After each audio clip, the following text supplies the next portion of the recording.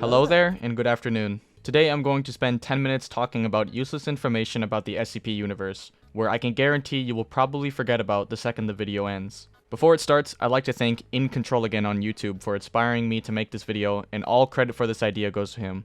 Without further delay, let's begin. SCP-173 is the first SCP ever written, and is the catalyst to what kickstarted the whole idea of the SCP Universe. SCP-173's SCP file was written by an anonymous user on 4chan back in 2007, accompanied by an image of a tall sculpture that was created in 2004 by a Japanese artist. As of August 2021, there are well over 6,600 SCP articles detailing the existence of countless SCP objects. On the same note, the SCP Foundation Wiki also contains over 4,200 short stories referred to as Foundation Tales within the community. If somebody wants to update these numbers to account for January 2023, then you should be our guest. The first video of Markiplier's SCP Containment Breach series was uploaded all the way back in September of 2012, which was little over a decade ago. Additionally, PewDiePie's first video on SCP Containment Breach was dated all the way back to April of 2012, a full 5 months before Markiplier ever played and uploaded it. Who has the most hours on SCP Secret Laboratory? If you go onto Steam Ladder and exclusively search for SCP Secret Laboratory and filter worldwide, you come across this Steam profile at number 1 with 33,632 hours played total. Basically, if this isn't useless information, then I really don't know what is. The original video game, SCP-087, was released all the way back in January of 2012. This one is notable as it inspired Regalis to develop SCP-087-B and then eventually SCP Containment Breach. It is crazy to learn that most of these games were made over a decade ago. According to the top rated pages on the official SCP Foundation website and various people within the community, the most popular SCPs contained within the SCP Universe are SCP-173, SCP-049, SCP-055, SCP-682, SCP-096, SCP-5000, SCP-106, SCP-093, SCP-3008, SCP-999, and SCP-914. These articles have thousands of ratings and over hundreds of comments. SCP Unity was a Unity-made game inspired by SCP Containment Breach and other various horror video games. SCP Unity used to be a simple port, but eventually expanded into its own identity with new SCPs and a deeper storyline. Unfortunately, the game was officially discontinued on January 23, 2021, and would be publicly available for download, but no future updates would be happening. SCP Overlord is a short horror film directed by Stephen Hancock, uploaded to YouTube on November 14, 2020. It had a Kickstarter where they asked to raise $20,000 in order to greenlight the production and bring the idea to life. The Kickstarter managed to raise $23,000 with 607 backers donating their money to the cause. Today, it is considered the best and most popular SCP movie with over 16 million views on YouTube and high praise around the SCP community. The first video I could find uploaded to YouTube about SCP Containment Breach is on Regalis' channel, the developer who made the game, where he uploaded a clip of a new game he is working on in the background. From what I could find, this is the oldest surviving SCP Containment Breach video, uploaded all the way back in March of 2012, where most videos at the time were uploaded in April of 2012. What is considered to be the strongest SCP? Most people within the SCP community remain divided, but the two consistently thrown around after digging through the internet is SCP-343 and SCP-3812. SCP-343 is an elderly man with seemingly unlimited power. Most people credit him as being God, but this can all just be an elaborate fabrication made by 343 itself, so we can either believe or disregard this idea. SCP-3812 is a reality-altering entity who previously was human. As what I said previously, 3812 is a reality-altering entity, so it can change the fabric of reality itself whenever it pleases. Personally, I'm a little split on what to call the strongest SCP here, so why don't you decide who is stronger in the comment section, as it really is a tough question to answer. From those who don't know, SCP Secret Laboratory has had many ARGs happen within its existence. An ARG, also known as Alternate Reality Game, are interactions that a fanbase can participate in that range from the real world, multiple different media outlets, and in-game elements. One such ARG, nicknamed The Beginning, was a 3-day ARG within the SCP Secret Laboratory community that lasted from December 16, 2019 to December 19, 2019. It details that within the 3 days, Northwood sent anyone who participated on wild goose chases to find out what was going on. These goose chases range from Morse code cracking, to Discord servers, to spectrographing, and other technical stuff that more intelligent people than me can understand.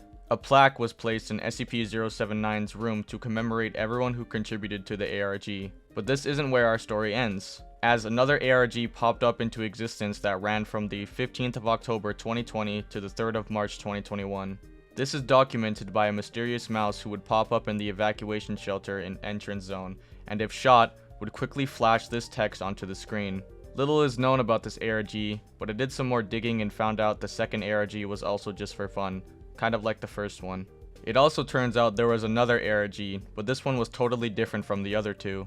A Discord account called P surfaced and began counting down to a certain day, and on that day, P posted an image alongside telling SL patrons to throw their radios in a certain spot in Surface Zone. P contacted a streamer known as SCP Wyatt into using his community to solve what P is trying to tease. And after countless steps and hours of stream time, P was a fabrication made by two individuals within the SL Discord to troll the entire Patreon community and SCP Wyatt's community. Sup, gamers? It's me, Ghost. And me, Onion Man. This whole radio at the escape was a whole fabrication all along. The backstory. This all started on an idea on what if we made a fake Morse code Easter egg, then spread it in the Patreon channels. So we gathered a team of people who will help us on this mission for this trolling operation. Credits to them for helping us along the way to today. How this all worked. We would record 2 sessions, one with the radio by itself playing Morse code, then secondly, record the clip of them reacting to the Morse code, or in their actual recording, it would actually be silence. Then overlap the clips in video editing. That's really all there is to it. You guys just got trolled by Ghost and I. All that work to be completely trolled. Honestly, this is the weirdest thing I've ever had to cover, and it was shocking to learn that some of these even happened. SCP Fragmented Minds has raised $119,223 on Kickstarter. The development team's goal was originally $80,000, but the SCP community prevailed and increased the original price target by an extra $39,000. On the topic of Kickstarters, SCP-5K, originally known as SCP Pandemic, managed to raise $104,772 from 1,497 backers. Like Fragmented Minds, 5K's initial price goal was originally $80,000, but the community exceeded the goal by an additional $24,000. It is quite assuring and inspiring to see people within the SCP community give money to development teams that require it in order to fund their games. According to the Villains Wiki, the O5 Council, or the O5 Command, are the ruling figures of the SCP Foundation, widely regarded as the most powerful and influential people on the entire planet. Some people within the Foundation often conclude that the O5 Council can alter history entirely if they wanted to, and could end the world as we truly know it. The O5 Council is so secretive and mysterious that people within the Foundation believe that they don't even exist at all, and are a mythological legend conjured by people in the past. Despite containing thousands of documented SCP objects, some members on the O5 Council are believed to be non-human, and may even have anomalous traits themselves. You can view this as pretty hypocritical, as their actions are usually villainous, so what right does this give them to lock up SCPs that share the same abilities as them? That's if they even exist at all. Glenn Leroy is a popular SCP Universe content creator and music creator. He is credited with creating the extremely popular Earworm song alongside Atman Sheath, the Nine-Tailed Fox song based on SCP Containment Breach. Glenn Leroy continues to make SCP content to this day, and further expands his reach by creating more earworm-inducing music. If you are a secret lab player, you probably know exactly what I'm talking about when I mention earworm-inducing. Oh my god, a mobile task force squad. SCP-420J is a safe joke SCP that, on the article, hints heavily towards it being marijuana. SCP Containment Breach would further expand the joke by allowing players to get their hands on SCP-420J in Entrance Zone. If you head into this head office and entrance, you can find several pieces of SCP-420J on the table next to the door. Interacting with the SCP object, well, you can just kind of see for yourself.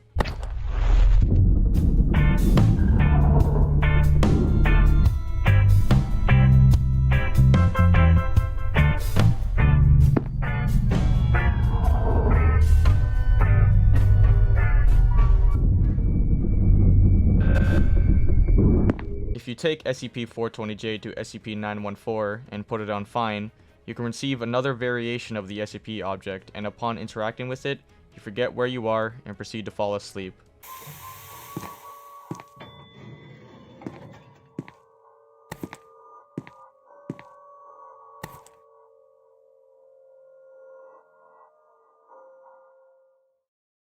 Well, that's basically it. I would like to thank all of you for listening to 10 minutes of useless information about the SCP universe. I hope this video was entertaining for you all, and I wish you a great rest of your week. Thanks for watching.